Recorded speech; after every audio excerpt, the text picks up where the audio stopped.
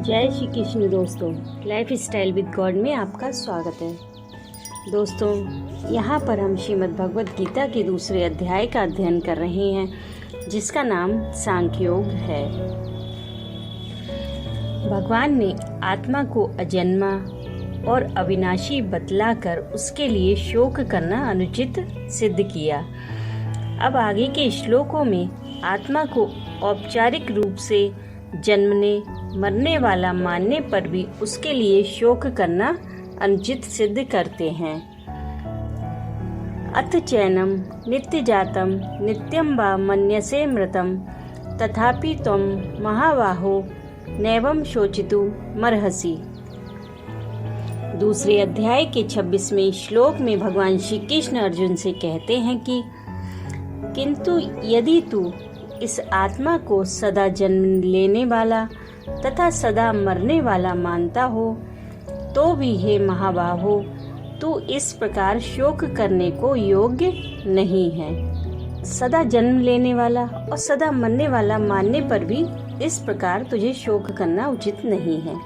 इस वाक्य से भगवान ने यह भाव दिखलाया है कि यद्यपि वास्तव में आत्मा जन्मने और मरने वाला नहीं है, यही बात यथार्थ है, तो भी यदि तुम इस आत्मा को सदा जन्म लेने वाला अर्थात प्रत्येक शरीर के संयोग में प्रभा रूप से सदा जन्मने वाला मानते हो और सदा मरने वाला अर्थात प्रत्येक शरीर के वियोग में प्रभा रूप से सदा मरने वाला मानते हो, तो भी इस मान्यता के अनुसार तुम्हें उसके लिए इस प्रकार शोक नहीं करना चाहिए।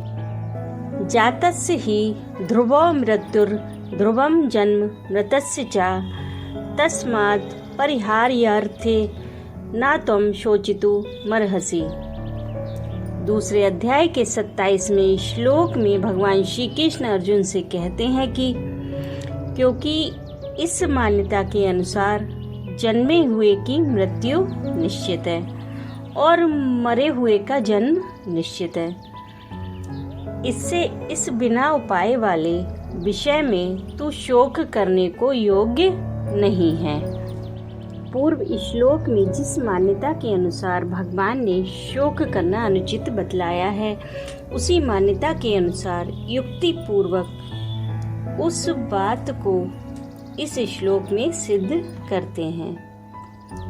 अब प्रश्न यह है कि जिसका जन्म हुआ है उसकी मृत्यु निश्चित है, यह बात तो ठीक है, किंतु जन्मा हुआ सदा नहीं रहता, इस बात को सभी जानते हैं। परंतु यह बात कैसे कही गई कि जो मर गया है उसका जन्म निश्चित है, क्योंकि जो मुक्त हो जाता है अर्थात जिसको मुक्ति मिल जाती है उसका पुनर्जन्म नहीं होता, यह बात प्रसिद्ध है।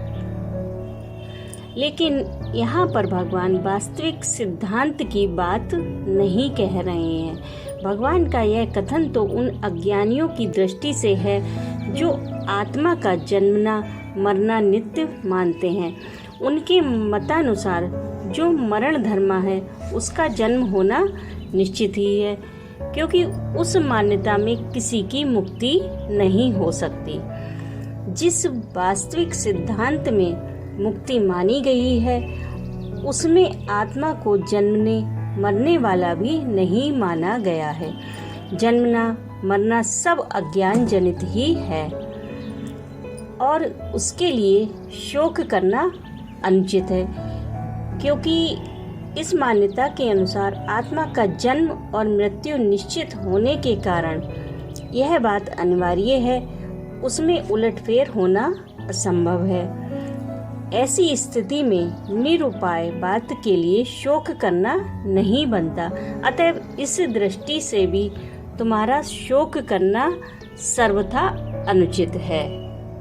राधे राधे।